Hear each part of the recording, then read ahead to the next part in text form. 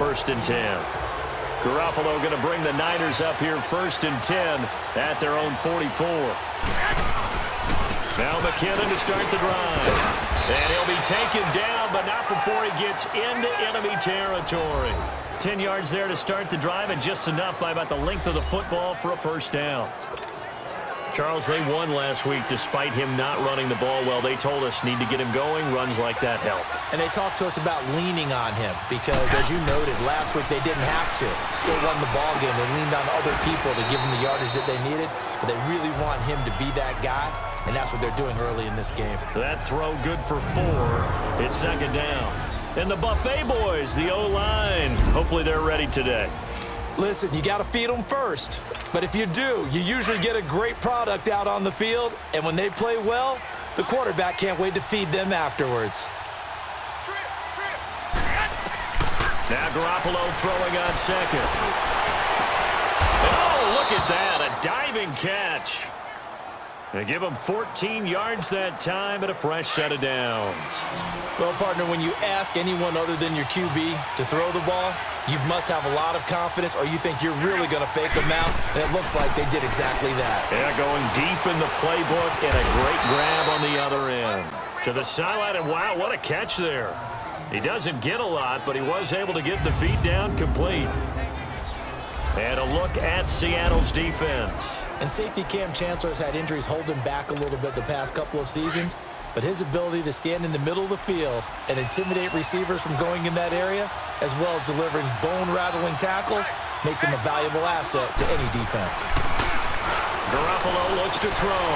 Firing quickly here, and that's complete. And he's able to get it down to the 25-yard line. That throw good for only a couple. It brings up 3rd down. One thing you're hoping for when you run drag routes, you're able to hit a receiver in stride, and he can pick up a lot of yardage after the catch. But in this situation, the defense was effective, able to stop him before he could get a good head of steam going. Throwing is Garoppolo on 3rd down. And an alley to run. And taking it to the 15-yard line before he's brought down. Give him 10 that time, escaping the danger, running with it, and picking up a 1st down. That's something you have to be aware of as a defense and have to find a way to account for him. And if you're not going to use a spy, you're telling your guys to keep your eyes on him, because when he breaks out and makes plays like that, all he does is hurt you. Have to at least be able to contain him somewhat. There they could not. Now they're making a real first-quarter statement with a run game, no doubt. For those who remember old-school football, running it, establishing things, seeing backs find holes, get through them, they've got to like what they're seeing from this unit so far. Right now, they've decided to, as you said, establish the run game, and they've been successful. 2nd quarter now. Brandon Gaudin, Charles Davis with you. It's the 40.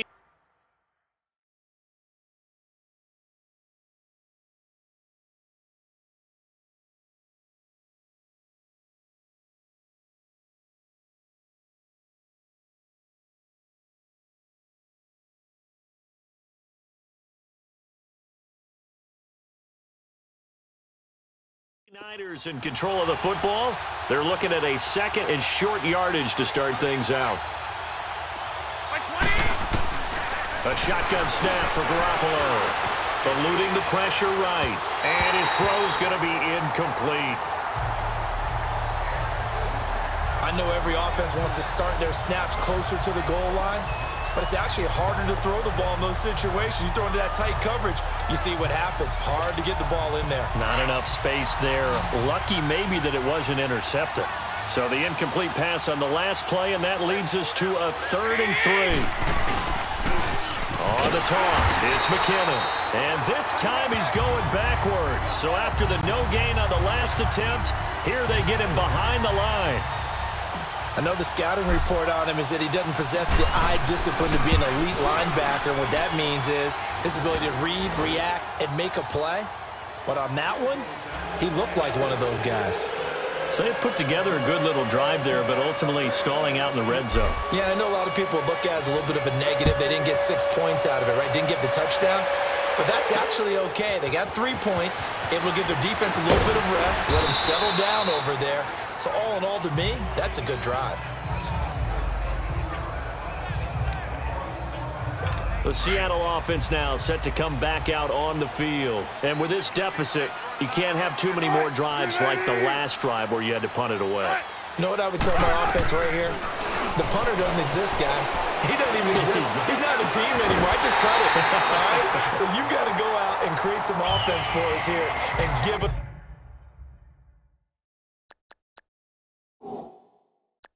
Some points. No way does that guy get on the field on this drive. Poor punter. Yeah, it wasn't his fault. But hey, listen, there's got to be casualties at times. We're trying to win a game.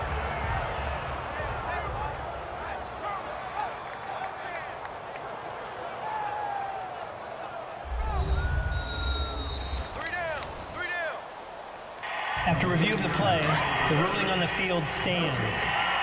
Well, he challenged the play.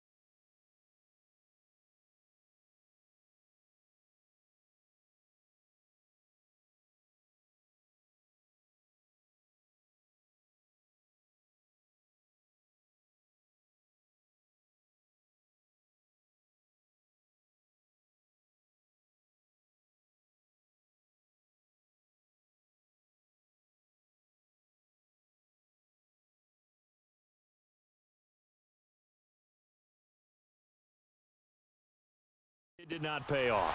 And that means he lost a timeout in that challenge. And as a coach, you hate that. Don't know if you took the advice of the player, you threw it yourself, but it didn't go your way. At the end of the day, it all comes back to the head coach. He has the final determination on whether to actually challenge the play or not. In this case, it didn't pay off for him. And that's got to be so heartbreaking. You throw that flag, you probably feel really confident, and then all of a sudden, boom, you lose the challenge. Yeah, when you take a look at it, you're throwing that flag because you believe you're going to be right. And when it comes back the other way, you have to regroup. He lost 2 there, and it's 3rd down. Some of these play calls, I think they're a little conservative, but you know me, because it's easy to sit up in this booth, right, and make all the calls and think I'm going to be correct. But I would like to see them open things up, because otherwise this defense is going to gang up on the run and shut them down.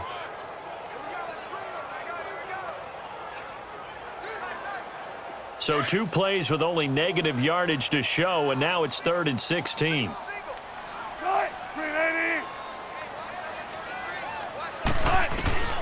From the gun, it's Wilson. And he'll get it out near the 40 to the 39. Give him 2 yards on that play, and that'll bring up 4th down. Now here's Michael Dixon as he'll punt it away for the 2nd time. He gets this one away, and boy, it's another boomer. Taking it about the 16. We'll call it a 42-yard punt, 3 on the return. And the 49ers will take over deep in their own territory. A look at the running back, the man out of the backfield as he gears up to go again. He's in his own 2nd quarter, already closing in on a 100-yard game. And that's the magic number for a running back. Anytime you get to that triple digits, that's all you're looking for. But he's got a chance to really exceed that in this one. Yeah, he does. That's been the gold standard for a long time, hasn't it, that 100-yard mark? It really has, and that never has to shift because it's in a game. It's a 1,000-yard mark. I'm wondering, since we've gone from 12 to 14 to 16 games, maybe we need to up that a little. McKinnon. And forget about finding a lane. He barely had time to look up before he was planted in the backfield. It'll go as a loss of a yard, and it'll set up 3rd down. Well, with the kind of half he's had, I think we can forgive him that run, right? Not every run's going to be a big play, is it? No, and also the blocking just wasn't there. No room to run. Yeah, defensively, they got to find a way to build on that because he's eating them alive in the first half. Now a shot taken on 3rd down, but it's going to wind up incomplete. You hear the calls for a penalty, but I just don't think so. I think in this situation, the defender was making sure his guy couldn't hold on to the football. So I don't see anything that warranted a flag. No, I'm with you. There was contact, but I'm happy they kept that flag in the back pocket. Nice job bringing that one back. 14 on the return. And it'll be Seahawk football, 1st and 10. Wilson and the Seahawks take over now, 1st and 10 at the 40. They start the drive on the ground. It's Williams. And that one blown up quickly as he's going to be stopped before he could even get started. That'll wind up going for a loss of 4. And it'll bring up a 2nd and 14. 2 minutes remain here in the first half. Back to CenturyLink Field after this.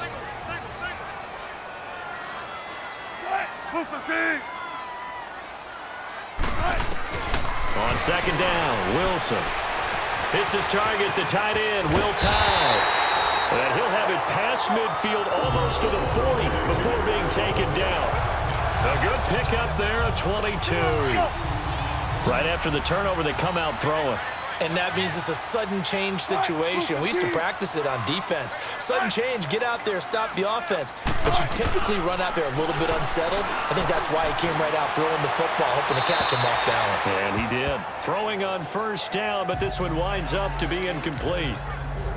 They've been playing sound fundamental defense thus far and able to keep this offense from creating a major dent on the scoreboard. Able to force the incompletion, but still waiting for that game-changing play. You feel like it's coming, the first sack, the first turnover. In a sense, looking for Baldwin, intercepted. Reuben Foster picks it. There he goes, right side. And they will score. It's a 49er touchdown. Now remember, this is the #1 defense in the National Football League. There's a good example of why. Shows that they set an aggressive tone, not just stopping the run, not just getting after the quarterback, but the ball's in the air. They treat it like they're the receivers, and they went after that one and took it all the way.